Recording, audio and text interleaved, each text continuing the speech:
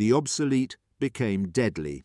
In October 1944, American sailors began reporting something impossible. Japanese aircraft they had easily shot down for years were suddenly sinking ships. The same planes that had been jokes were now weapons of terror. Obsolete trainers that couldn't compete in dogfights were destroying aircraft carriers. The aircraft was the Yokosuka K5Y.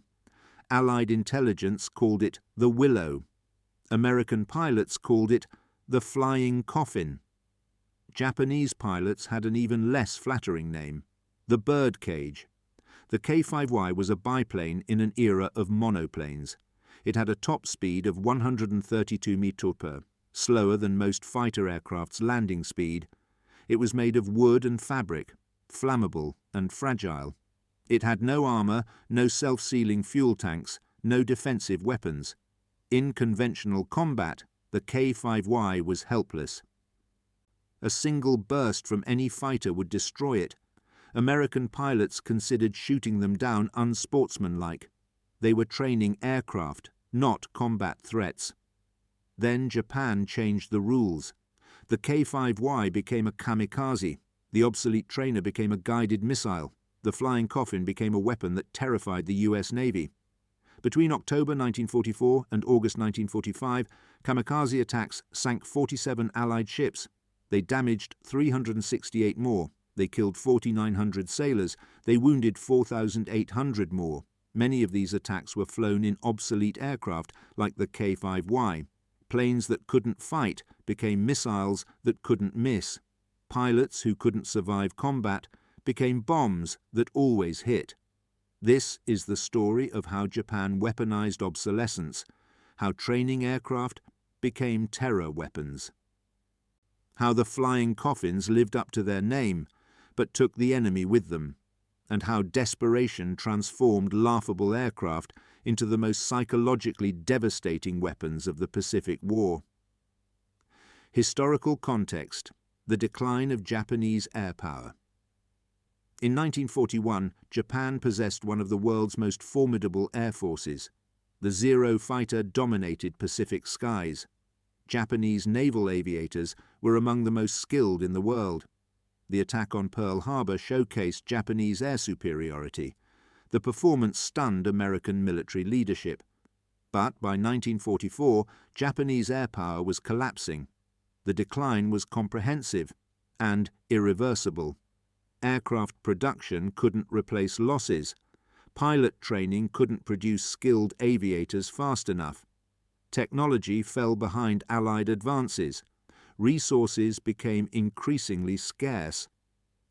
The numbers tell the story of industrial desperation. In 1941, Japan produced 5,088 aircraft. In 1942, production increased to 8,161 aircraft. In 1943, production reached 16,693 aircraft. In 1944, production peaked at 28,180 aircraft. These numbers seem impressive until compared to Allied production. American production dwarfed Japanese capacity. In 1944, America produced 96,318 aircraft. Britain produced an additional 26,461 aircraft. The Soviet Union produced approximately 40,000 aircraft. Japan was being outproduced more than 5 to 1 by the Allies combined. The production gap was insurmountable. No amount of Japanese efficiency could close it. But production numbers masked even deeper crises. Quality was declining even as quantity increased. Strategic materials became critically scarce. Aluminum was diverted to higher priority programs like fighters and bombers. Aircraft were increasingly constructed from wood, steel, and fabric. Performance and reliability suffered accordingly. The Ki-115 Tsurugi kamikaze aircraft exemplified this desperation. Designed specifically for suicide attacks, it was built almost entirely from wood. It had no landing gear. The undercarriage was dropped after takeoff. The aircraft was designed for exactly one flight. This level of desperation revealed how far Japanese aviation had fallen. But the real crisis wasn't aircraft production. It was pilot training. training a skilled aviator required 300 to 500 flight hours under pre-war standards. This took 18 to 24 months under ideal conditions with adequate fuel. Japan didn't have 18 months ideal conditions or adequate fuel. Pre-war Japanese naval aviators were extraordinarily skilled. Candidates underwent years of rigorous training. Selection was extremely competitive. Only 10% of applicants were accepted. Training included advanced aerobatics, navigation, gunnery, and combat tactics. Graduates were among the most capable military pilots in the world. These elite pilots dominated the early Pacific War. At Pearl Harbor, Japanese pilots demonstrated precision bombing and torpedo attacks. In the Philippines, they destroyed American air forces on the ground. Over Southeast Asia, they achieved air superiority rapidly. But these elite pilots were irreplaceable. When they died in combat, their experience died with them. A veteran pilot with 500 combat hours represented years of training and experience. Replacement pilots lacked the training time to achieve comparable skill. The quality gap widened with every month of war. The Battle of Midway in June 1942 was the first major blow. Japan lost 4 fleet carriers and approximately 120 pilots. The carriers could theoretically be replaced, though it would take years. But the pilots were gone forever. Their accumulated experience, thousands of hours of training and combat, was lost. The Solomon Islands campaign, 1942-1943, steadily attritioned Japanese pilot strength. Daily air battles over Guadalcanal consumed pilots faster than they could be replaced. Japanese pilots flew multiple missions daily without rest. The exhaustion degraded performance and increased casualties. By mid-1943, Japan's pilot training program was in crisis.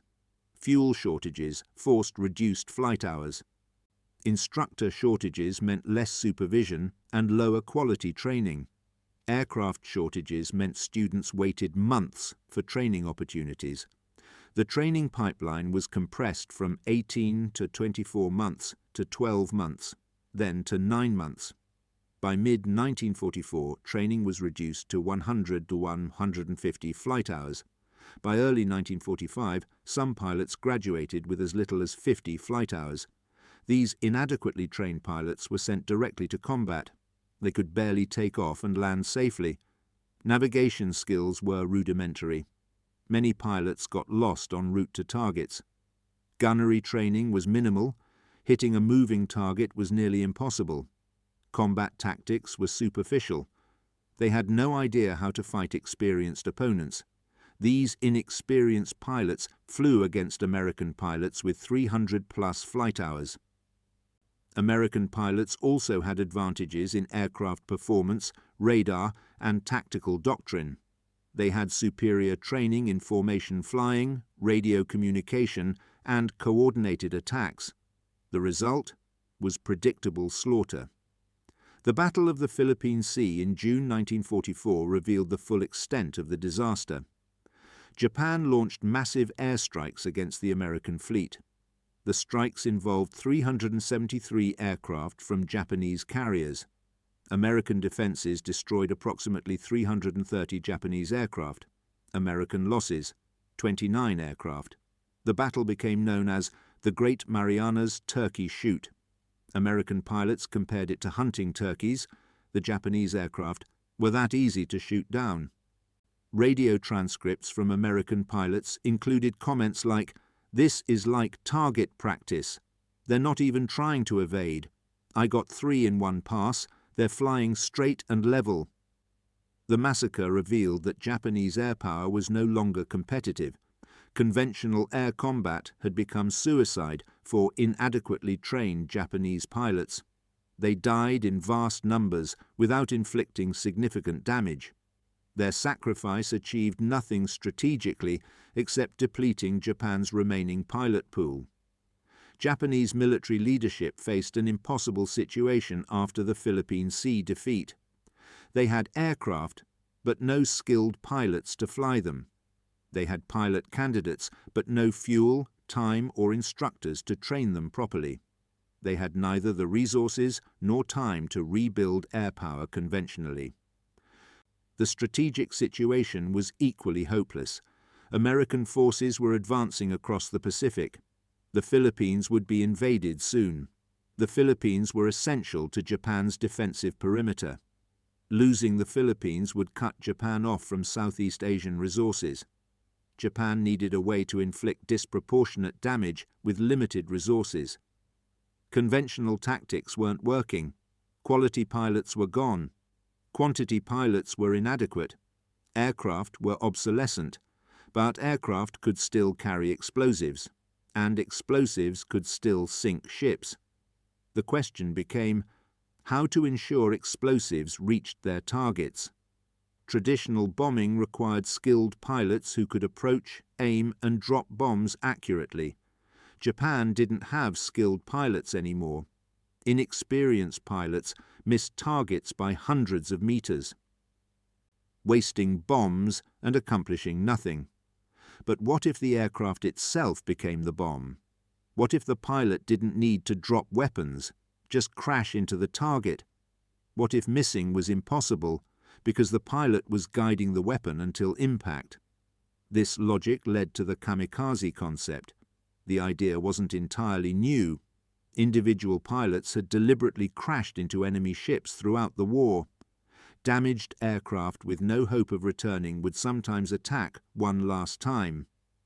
Pilots who knew they were dying anyway would choose to die destroying an enemy ship.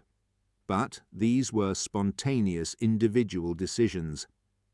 Kamikaze formalized this into systematic doctrine.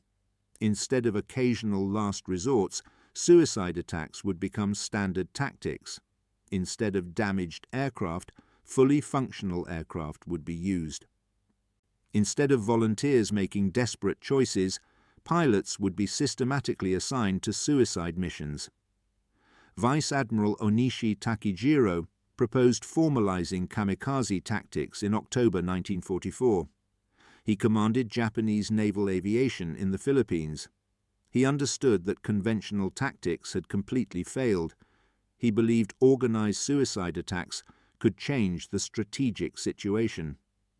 Onishi's logic was coldly practical and mathematically compelling. A poorly trained pilot in an obsolete aircraft had almost no chance in conventional combat.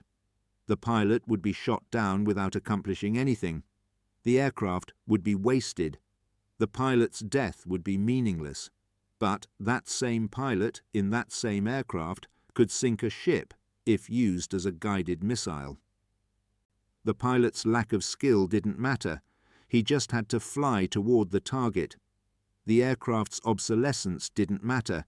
It just had to carry explosives. The pilot's death became meaningful if it destroyed an enemy ship.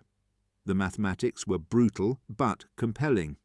Historical data showed that conventional attacks required approximately 100 aircraft sorties to sink one enemy ship. This meant 100 aircraft, 100 plus pilots, thousands of bombs for one ship.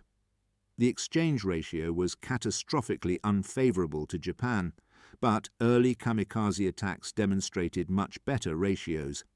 Approximately 10 kamikaze aircraft were needed to achieve one ship sunk or disabled.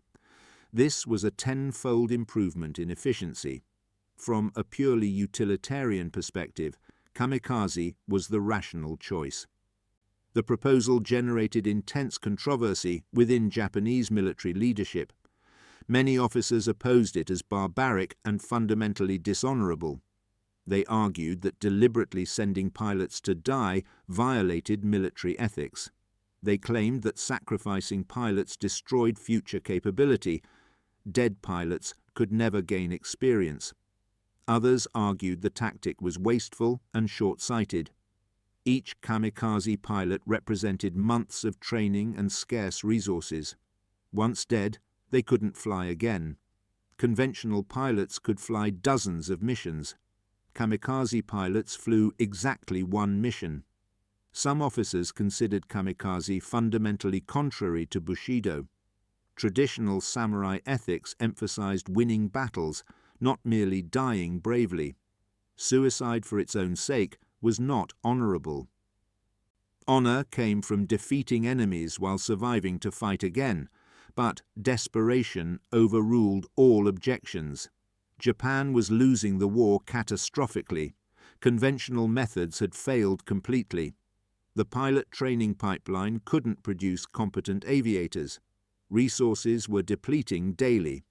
Kamikaze offered a way to inflict disproportionate damage with the limited resources available. Even if 90% of kamikaze failed, the 10% that succeeded damaged more ships than conventional attacks. The tactic was horrifying, but effective. On October 20, 1944, the first organized kamikaze unit was formally established. The Shimpu Tokubetsu Kogeki-tai, Divine Wind Special Attack Unit.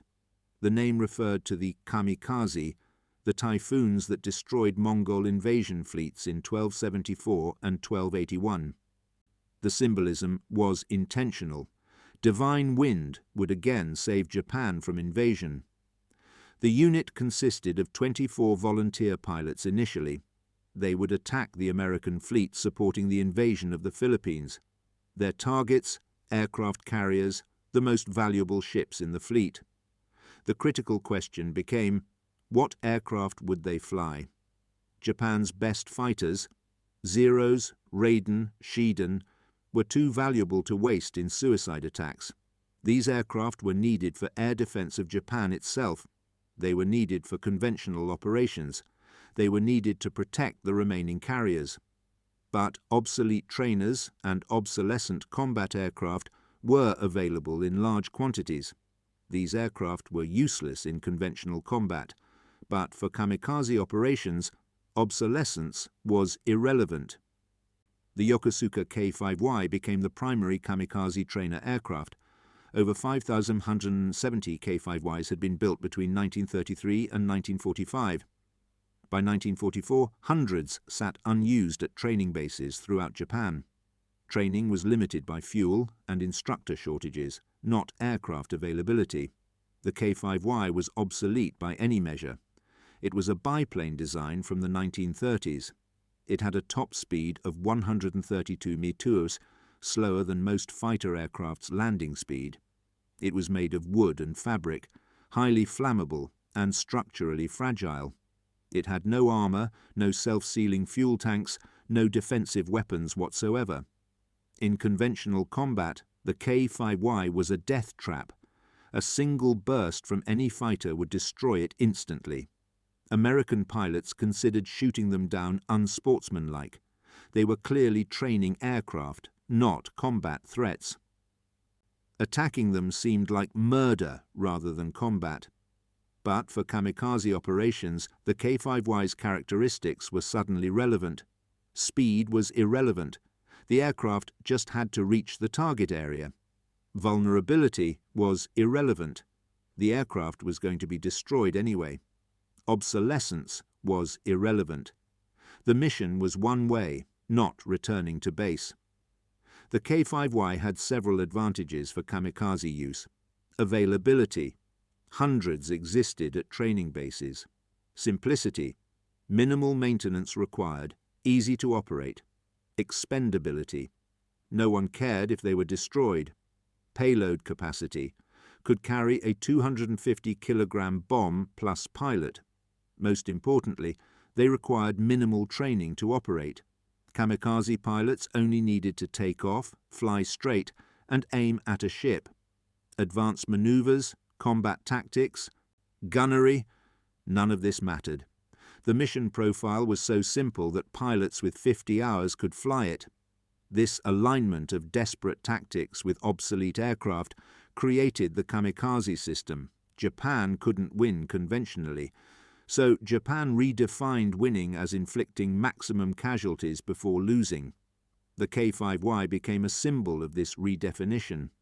American sailors would soon learn to fear the flying coffin, not because it could outfight their defenses, but because it redefined what combat meant. When the weapon is the pilot's life, conventional defenses become inadequate. When the aircraft is expendable, shoot-down ratios become irrelevant. When the mission is one way, retreat is impossible.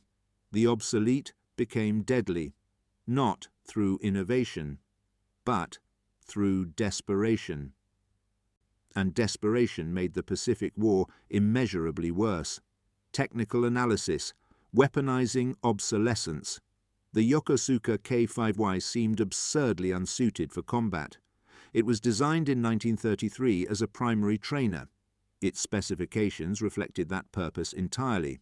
Physical characteristics: wingspan 11 meters, length 8 meters, height 3.2 meters, weight 1,100 kilograms empty, 1,500 kilograms loaded.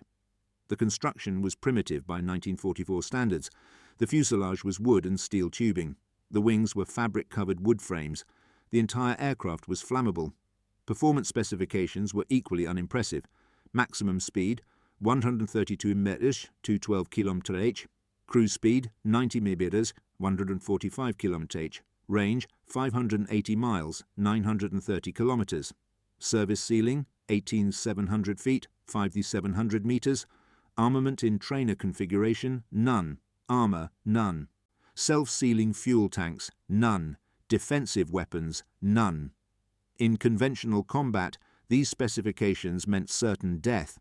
American fighters like the F-6F Hellcat had maximum speeds over 380 metatov. They could catch a K5Y effortlessly. They could destroy it with a single burst of machine gun fire. But kamikaze missions transformed these vulnerabilities into irrelevant factors. The conversion process was straightforward. Remove all training equipment. No longer needed. Remove the rear seat. No longer needed. Install a bomb rack under the fuselage. Load a 250-kilogram bomb or a 500-kilogram bomb if the airframe could handle it. The modifications took about 4 hours. No specialized tools were required. Ground crew could convert a trainer to a kamikaze weapon in a single work shift. The pilot's position was modified minimally. The control stick remained standard. The instrument panel remained standard. The throttle remained standard. This simplicity was intentional. Kamikaze pilots required minimal flight training. They needed to take off, fly straight, and aim at a ship. Advanced maneuvers weren't necessary. The typical kamikaze pilot in a K5Y had 50 to 100 flight hours of training. This was enough to control the aircraft in level flight. It was insufficient for dogfighting, aerobatics, or defensive maneuvering. But kamikaze tactics didn't require those skills. The mission profile was simple. Take off and climb to 3,000, 5,000 meters. Fly toward the target area. Locate enemy ships visually. Select the largest or most valuable target.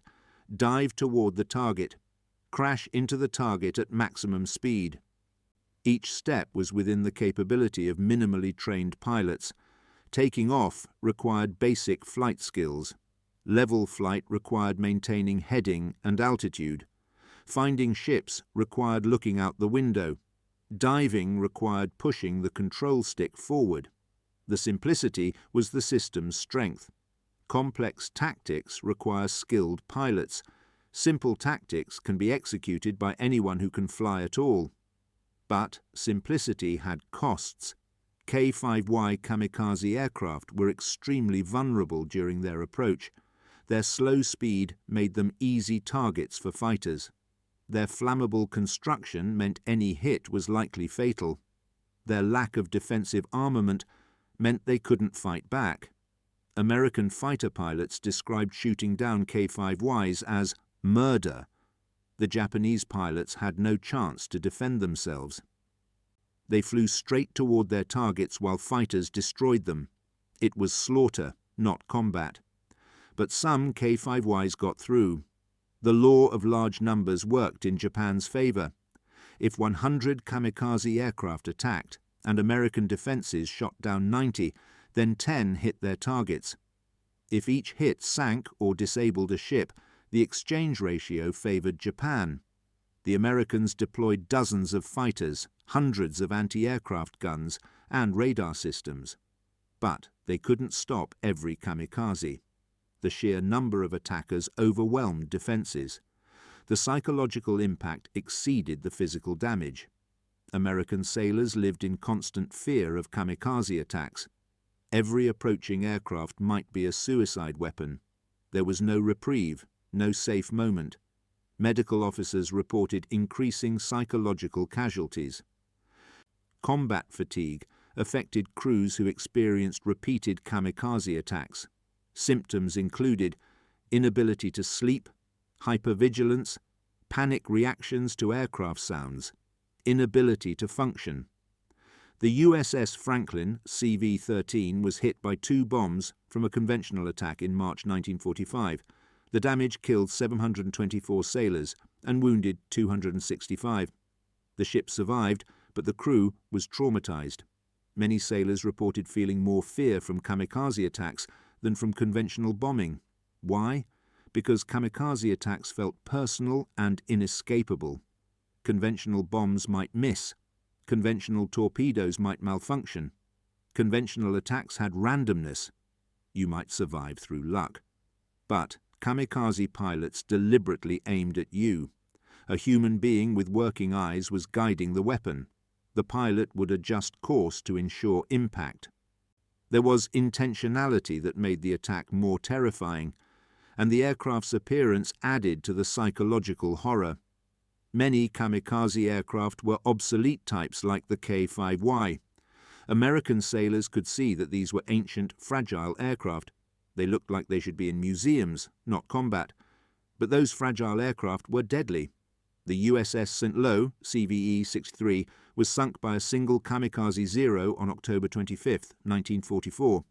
The USS Bismarck C, CVE-95, was sunk by 2 kamikaze aircraft on February 21, 1945. The USS Bunker Hill, CV-17, was hit by 2 kamikazes on May 11, 1945, killing 389 sailors. The vulnerability of American ships to kamikaze attack revealed a critical weakness. American carriers were designed to withstand bombs and torpedoes. They had armored decks and compartmentalization. But they weren't designed to withstand guided missiles, because that's what kamikazes were, guided missiles. A 1,500-kilogram aircraft traveling at 100 plus mph has enormous kinetic energy. The aircraft's structure punched through decks. The explosion of fuel and ordnance occurred inside the ship. American damage control crews were exceptionally skilled. They could contain fires and flooding from conventional weapons. But kamikaze damage was different. The impact created massive structural damage and simultaneous fires in multiple compartments. The K5Ys wooden construction made the problem worse. Wood burns much more readily than aluminum. When a K5Y hit a ship, the wooden structure disintegrated into thousands of burning fragments. These fragments spread fire throughout the impact area. The fabric covering also contributed to fire damage. Fabric soaked in fuel, and oil burned intensely. American damage control teams described kamikaze fires as unusually difficult to extinguish. The 250-kilogram bomb was devastating when it exploded inside a ship. If the bomb exploded on the deck, it damaged the deck and structures above. If it penetrated before exploding, it detonated inside the ship.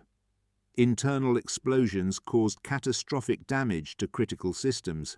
American engineers studied kamikaze damage patterns. They recommended reinforcing flight decks with additional armor. They recommended increasing the number of fire suppression systems. They recommended dispersing critical systems to reduce single-point vulnerability. But these modifications required months of shipyard work. Ships in combat couldn't return for modifications.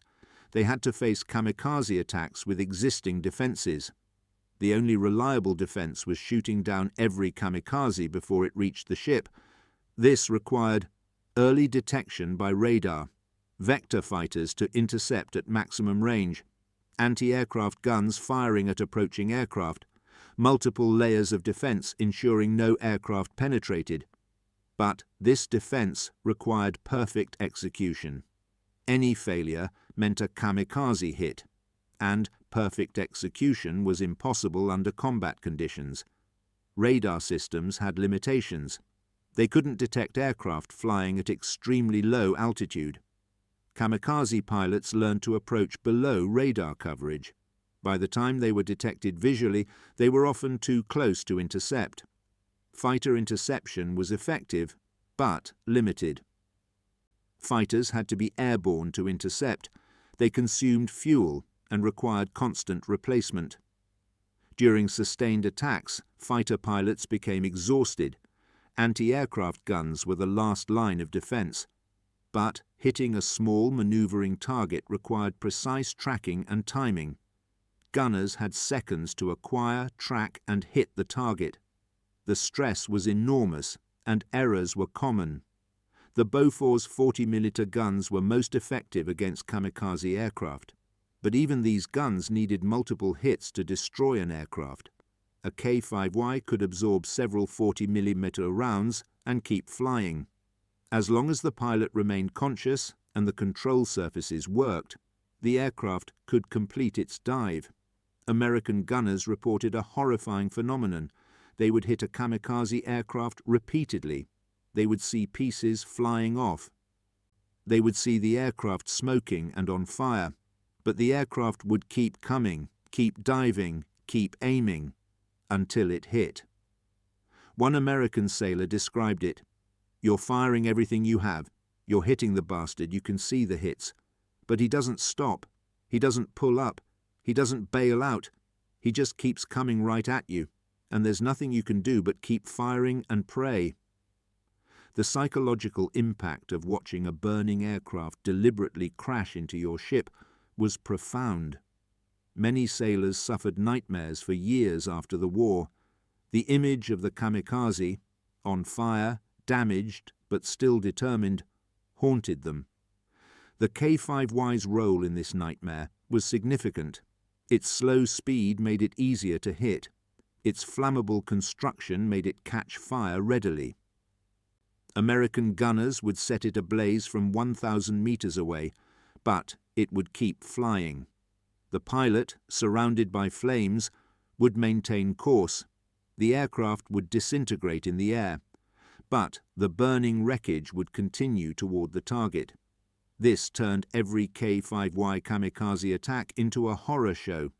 American sailors would watch obsolete trainers, barely aircraft at all, turn into flaming meteors. The meteors would crash into ships with devastating effect. The flying coffin lived up to its name. The pilot died in the coffin, but the coffin was a weapon, and weapons kill. Human impact, the pilots who became weapons. The young men who flew kamikaze missions were not fanatics seeking death. They were ordinary Japanese citizens who faced an impossible situation. Many were university students whose studies were interrupted by conscription. Some were as young as 17 years old. The typical kamikaze pilot in 1945 was age 18-22, education, high school or university student, flight training, 50-100 hours, combat experience, none. These young men understood they were being sent to die. The missions were called special attack operations. But everyone knew the reality. You flew out and never returned. Letters and diaries from kamikaze pilots reveal their true feelings. Contrary to propaganda, most did not embrace death eagerly. They were terrified, conflicted, and profoundly sad. Lieutenant Yukio Araki wrote to his parents before his final mission, "Please do not grieve for me, Mother. I do not want to die, but I understand that my death may protect you and my sisters.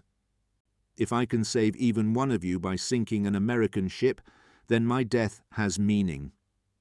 Corporal Kiyoshi Ogawa wrote in his diary, "Tomorrow I fly. I am afraid.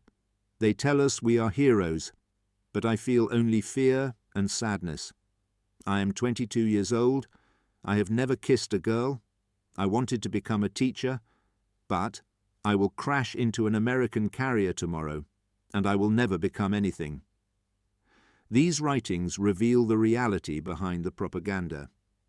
Kamikaze pilots were not mindless zealots. They were young men who understood they were being sacrificed. They went to their deaths because refusing meant dishonor to their families. The social pressure was immense. When volunteers were requested, refusing was nearly impossible. Officers would ask, "Who will volunteer for this glorious mission?" Not volunteering meant being publicly identified as a coward. Pilots who hesitated faced consequences: social ostracization from other pilots, shame brought upon their families, potential assignment to even worse duties. Many pilots volunteered because the alternative was worse. The choice wasn't between dying and living. The choice was between dying honorably and living in shame. Once assigned to a kamikaze mission, pilots underwent a ceremonial process. They were given special meals, often including luxuries like sake, meat, and rice. In a nation where most civilians were starving, these meals seemed extravagant. The message was clear: eat well, for tomorrow you die. They wrote farewell letters to families. These letters followed prescribed formats. Pilots were expected to express pride in their sacrifice. They were expected to declare loyalty to the emperor. They were expected to encourage families to continue supporting the war. But many letters contained hidden messages of regret and fear. Phrases that seemed patriotic on the surface carried double meanings. "I go gladly to my death" could be read ironically. "Do not grieve for me" implied there was reason to grieve. Censors reviewed the letters before they were sent. Anything overtly defeatist or anti-war was removed. Families received edited versions of their sons' final words. The authentic feelings were suppressed. After writing letters, pilots participated in ceremonies honoring their sacrifice. They received ceremonial sake from commanding officers. They were given amulets and good luck charms. They posed for photographs, often their last images. The photographs show young men in clean uniforms. Some are smiling, forced smiles that don't reach their eyes. Some are solemn, accepting their fate with resignation. Some look terrified, unable to hide their fear. The night before their mission, pilots were encouraged to celebrate. Alcohol flowed freely. Songs were sung. The atmosphere was described as surreal. One survivor, who was assigned to a kamikaze mission, but whose plane malfunctioned, described the evening. "We drank and sang and pretended to be happy, but everyone knew we were celebrating our last night alive. Some pilots got very drunk and cried. Others sat quietly, lost in their own thoughts. I remember looking at my friends and thinking, tomorrow they will be dead. Tomorrow I will be dead. How can we pretend this is a celebration?" On the morning of the mission, pilots dressed in clean uniforms. Many wore their best clothes. Some had been saving special uniforms for this occasion. They wore hachimaki headbands with rising sun symbols. They carried personal items, photos of families, letters, good luck charms. Some pilots wrote their names on bombs or on the aircraft. This was their last expression of identity. Soon they would be ashes and debris, but their names would mark the weapon that ended their lives. They said goodbye to comrades who would fly the next day or the day after. The goodbyes were brief and formal. Emotion was considered weakness, but many pilots wept anyway. The takeoff was witnessed by commanding officers and ground crew. The ritual was military theatre. Officers saluted. Ground crew stood at attention. The message, "Your death has meaning. Your sacrifice is honoured." The pilots saluted back. They climbed into their aircraft. Many aircraft were K5Ys, trainers converted to weapons. The fragile biplanes looked absurdly unsuited for combat. The pilots understood exactly what aircraft they were flying. They knew the K5Y was obsolete and helpless. They knew they had almost no chance of surviving to reach the target. They knew American fighters would intercept them. They knew anti-aircraft fire would tear their aircraft apart. But they flew anyway. Not from fanaticism, not from ignorance of the odds, but because refusing meant dishonor worse than death. Engines start. The radial engines coughed and roared. The fabric wings trembled. The wooden fuselage creaked. Take off. The K5Y struggled into the air. Loaded with bombs and fuel, it was barely airworthy. The pilots coaxed the aircraft into a climb. Formation. Dozens of kamikaze aircraft assembled. Zeros, K5Ys, obsolete bombers. A fleet of desperation. They set course for the American fleet. The flight took hours. Pilots had time to think, time to regret, time to be terrified. Some pilots later admitted they hoped their engines would fail. A mechanical problem would excuse them from the mission. They could return to base without dishonor. They could live one more day. But most engines kept running. The American fleet appeared on the horizon. Ships as far as the eye could see. The moment of truth had arrived. American radar detected the incoming formation. Fighters launched to intercept. F-6F Hellcats and F-4U Corsairs. Fast, powerful, deadly. They climbed to meet the kamikaze formation. The interception was brutal. American fighters tore into the formation. Kamikaze aircraft exploded, burned, and fell. The K5Ys were easy targets, slow and fragile. Pilots watched their comrades die, aircraft disintegrating in fireballs, bodies falling from burning wreckage, the ocean below littered with debris and fuel slicks. The survivors pressed on. This was the only choice. Turn back and be shot down by your own military. Continue forward and maybe reach a target. Anti-aircraft fire began. The sky filled with black puffs of exploding shells. Tracers arced across the sky. The noise was deafening. Aircraft shuddered as shells exploded nearby. Shrapnel tore through fabric and wood. Some aircraft caught fire immediately. Others disintegrated in the air. For the few who reached visual range of ships, the final moments arrived. Select a target. Dive toward it. Ignore the anti-aircraft fire. Ignore the flames consuming your aircraft. Ignore everything except the target. American gunners fired everything they had. 20mm cannons, 40mm Bofors guns, 150 caliber machine guns. Thousands of rounds per minute filled the air. Kamikaze aircraft absorbed incredible damage. Wings shot away. Engines on fire. Fuselages riddled with holes. But they kept coming. As long as the pilot lived and the control surfaces worked, the aircraft continued. American sailors watched with horror. The burning aircraft didn't stop. The damaged aircraft didn't veer away. The pilots didn't bail out. They just kept coming, until impact, the explosion, the fireball, the structural damage, the casualties. For the pilot, death was instantaneous. The impact at 100 plus mph killed them immediately. The explosion vaporized what remained.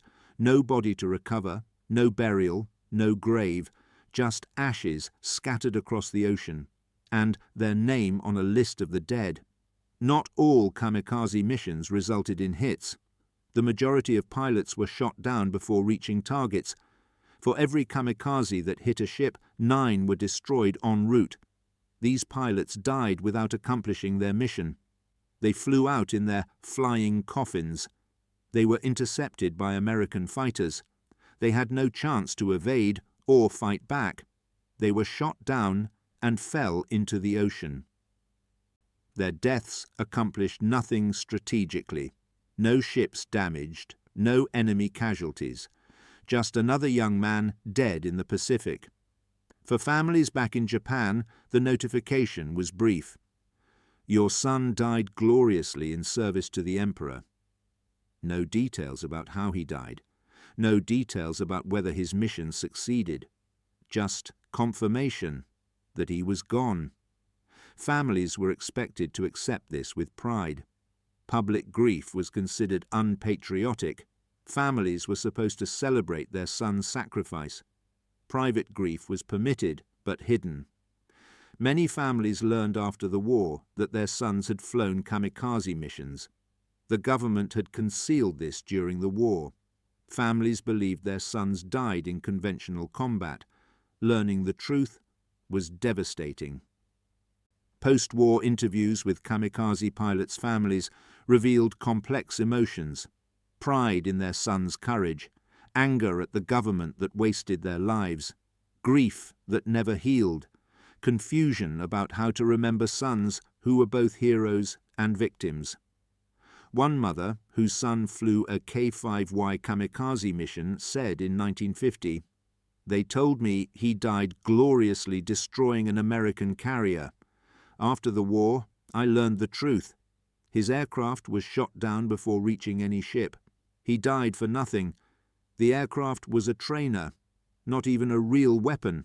They sent him to die in a flying coffin. I am proud he was brave, but I will never forgive them for wasting his life." The K5Y kamikaze pilots were victims of desperation. Young men sacrificed for tactics that couldn't win the war, flying obsolete aircraft, with inadequate training. On missions that had 10% success rates, they died bravely. But their bravery couldn't change the strategic situation. Their sacrifice didn't force American surrender.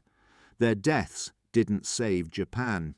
They were pawns in a game that was already lost, expendable weapons in a desperate strategy. Boys turned into bombs. The flying coffins killed them. That was certain. Whether they killed the enemy was chance, but chance favored death often enough to matter, enough to sink ships, enough to kill sailors, enough to terrorize the American fleet, not enough to win the war, but enough to make their deaths seem meaningful, at least to those who sent them. The pilots themselves knew better. Their letters reveal the truth. They didn't believe they were winning. They didn't believe their deaths would change anything. But they flew anyway, because they had no choice, because refusing meant consequences worse than death, because their families would suffer if they refused. So they climbed into their flying coffins. They flew toward American fleets. They died in explosions of fire and shrapnel. And the war continued, until atomic bombs and Soviet invasion forced surrender, until the emperor himself commanded his military to stop, until September 2nd, 1945, when Japan formally surrendered. By then, thousands of kamikaze pilots had died. Hundreds had flown K5Y aircraft. All were dead. None lived to see peace. Their sacrifice purchased nothing. Their deaths changed nothing strategically. They were pawns in a lost game, but they were brave pawns, who died believing their sacrifice mattered, even if it didn't. Not all kamikaze missions resulted in hits. Many pilots were shot down by fighters en route to targets. Many were destroyed by anti-aircraft fire. Many crashed into the ocean when their aircraft failed. For every kamikaze that hit a ship, 9 were destroyed before reaching the target. This 10% success rate was considered acceptable by Japanese commanders. But it meant 90% of pilots died without accomplishing anything. They flew out in their flying coffins. They were intercepted by American Hellcats or Corsairs.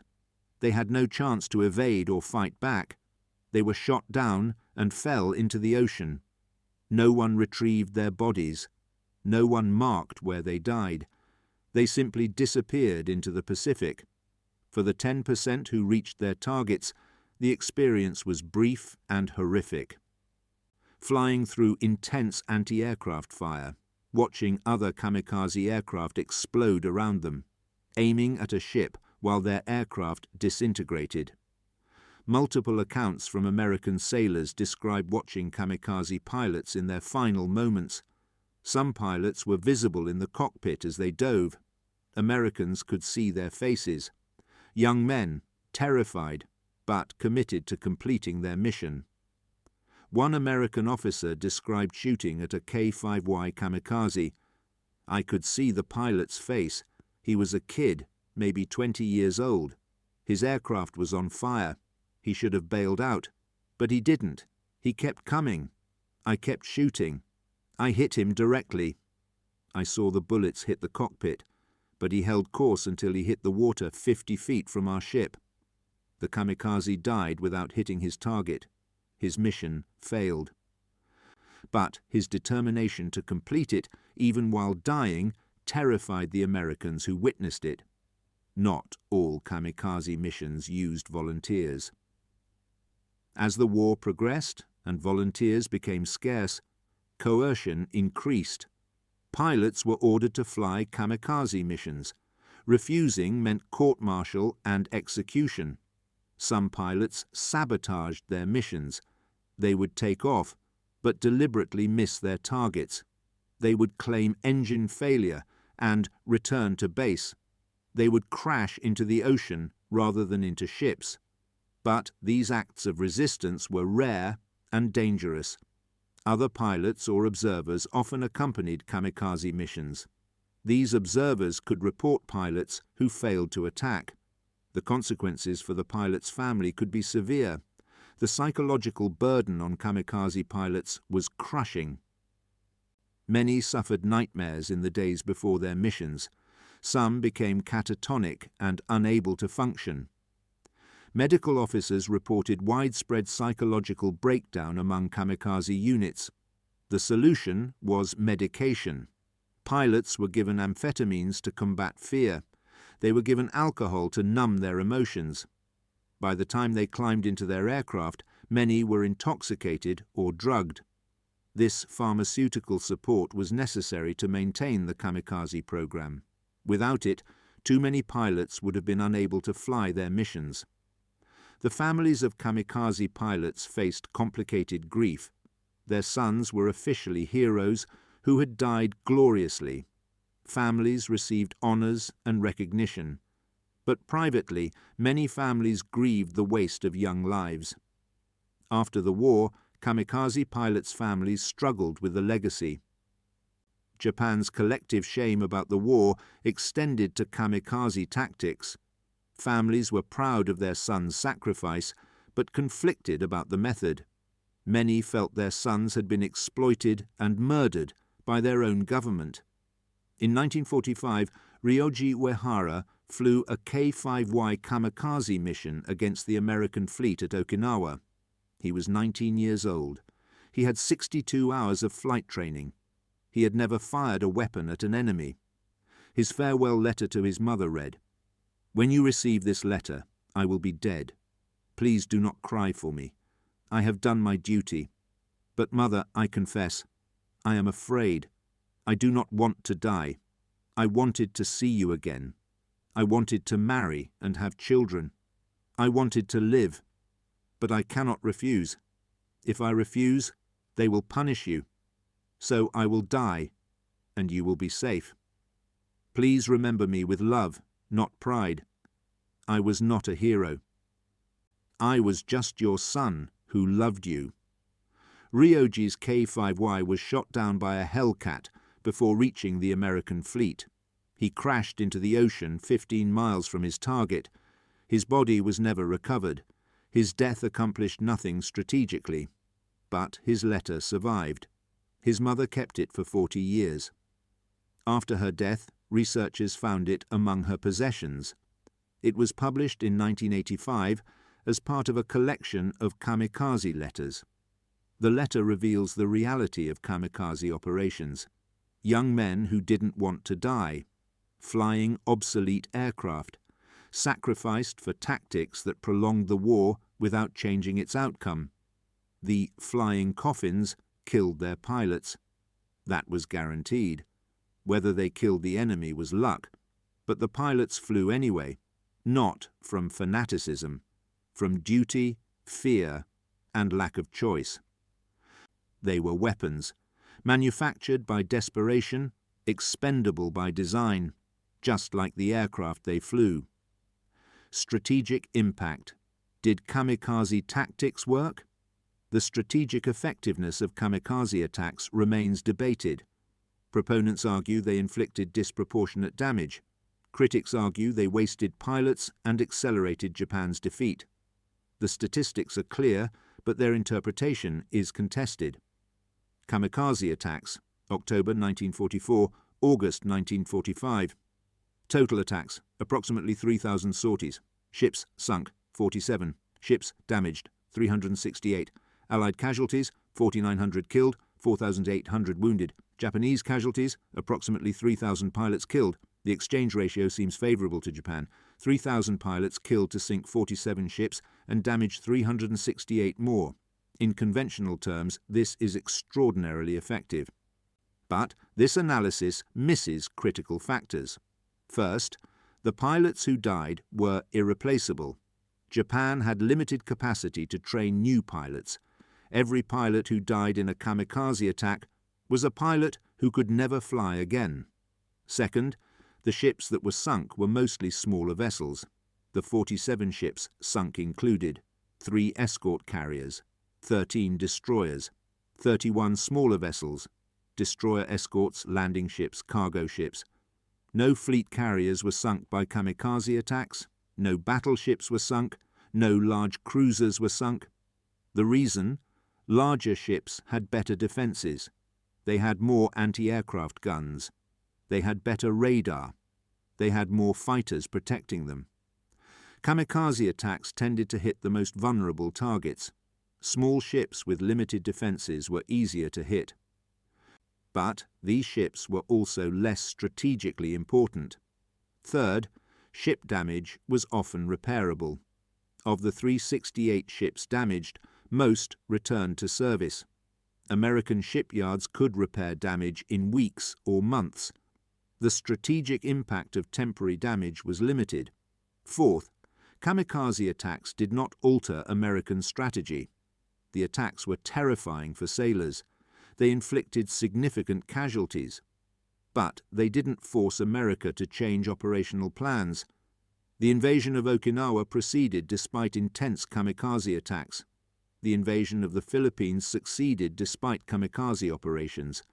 American forces continued advancing toward Japan. American leadership considered kamikaze attacks a problem to be solved, not a strategic game changer. They deployed more fighters to interception roles. They improved radar systems. They increased anti-aircraft gun density on ships. They developed better tactics for defending against kamikaze attacks. By mid-1945, American defenses had significantly improved. The percentage of kamikaze aircraft reaching targets decreased from 14% to 7%. The declining success rate meant kamikaze tactics were becoming less effective over time. But the psychological impact exceeded the physical damage.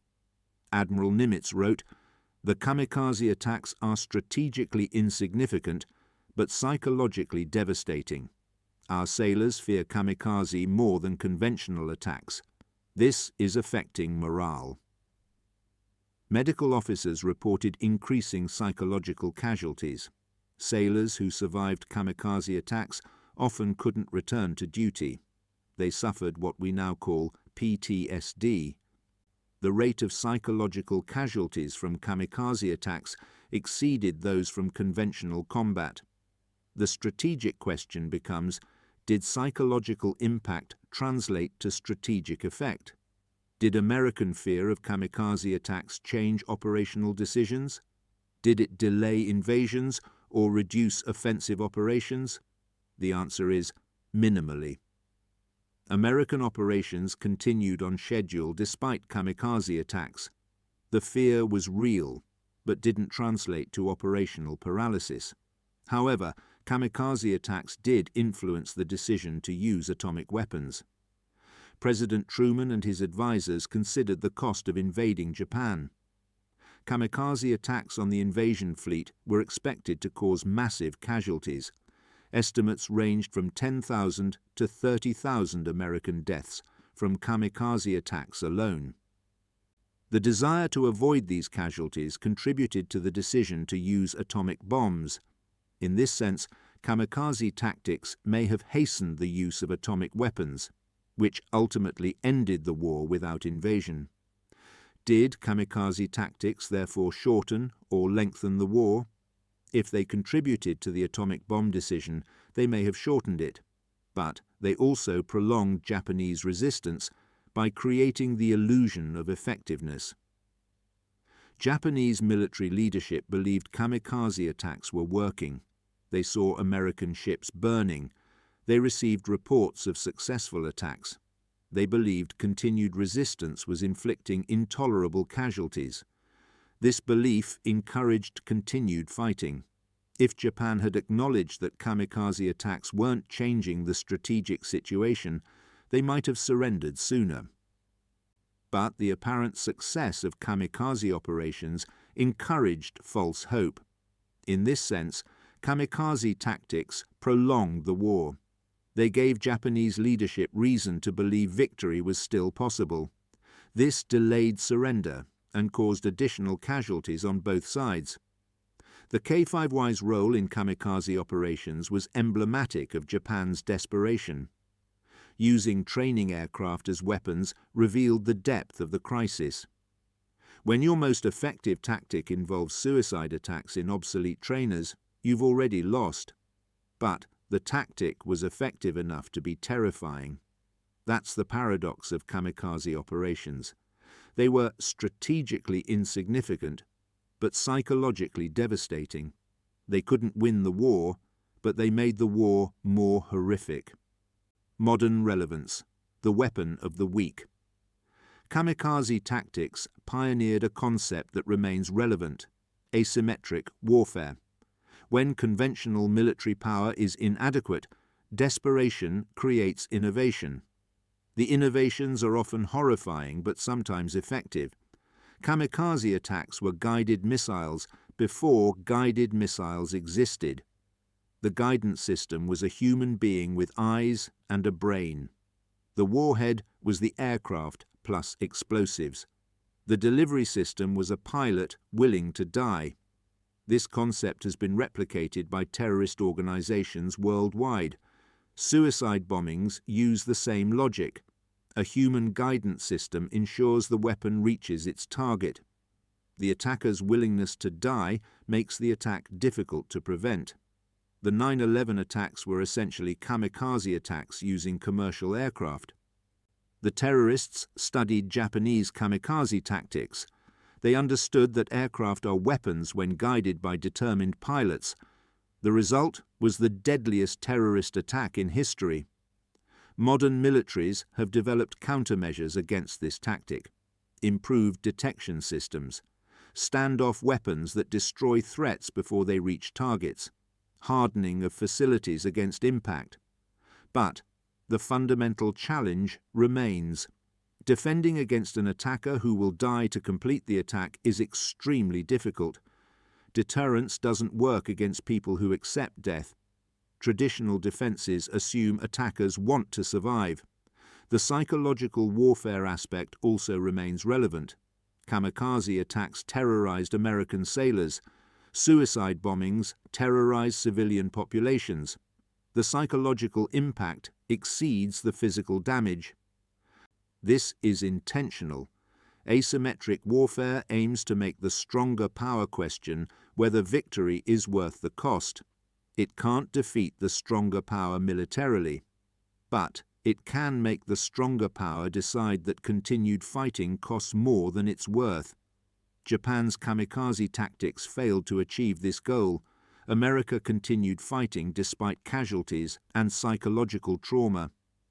American industrial and military power was too great. No level of kamikaze attacks could force American surrender. But in smaller conflicts with less committed adversaries, the tactic has proven effective. Insurgencies have used suicide attacks to force withdrawals by superior powers. The tactic works when the stronger power has limited political will. The ethical dimensions remain deeply troubling. Kamikaze pilots were often coerced into suicide missions. They didn't freely choose death. They were exploited by a desperate government. Modern suicide bombers are often similarly coerced. Terrorist organizations use religious indoctrination, social pressure, threats to families, payments to families after the attack. These are coercion by another name. The parallels to Japanese kamikaze recruitment are striking. The K5Y kamikaze operations reveal how desperation corrupts military ethics. Training aircraft became weapons. Students became bombs. Obsolescence became terror. All because conventional methods had failed. All because defeat was inevitable. All because leadership preferred symbolic resistance to pragmatic surrender. The lesson: desperation creates horrifying tactics. These tactics rarely change strategic outcomes, but they increase suffering on all sides. Conclusion: the legacy of the flying coffins. The Yokosuka K5Y never achieved fame like the Zero or the Spitfire. It was never celebrated as an engineering marvel. It was never recognized as a decisive weapon. It was a trainer, obsolete by the time it became a weapon, laughable to those who flew real combat aircraft. But between October 1944 and August 1945, the K5Y became something else, a symbol of desperation, a weapon of terror, a coffin that flew. American sailors learned to fear the fragile biplane, not because it could outfight their defenses, but because it didn't need to fight. It just needed to reach them. The K5Y kamikaze attacks killed hundreds of American sailors. They damaged dozens of ships. They created psychological trauma that lasted decades, and they killed thousands of young Japanese pilots. Boys who wanted to live, boys who wanted to become teachers, farmers, engineers, boys who became bombs. The flying coffin lived up to its name. The pilots who flew it knew they were flying to their deaths. The aircraft that carried them was their coffin. But the coffin was a weapon, and the weapon was effective enough to be terrifying. After the war, surviving K5Ys were destroyed. The Allies didn't want evidence of their use as kamikaze weapons. Japan didn't want reminders of the tactic. Only a handful of K5Ys survive in museums today.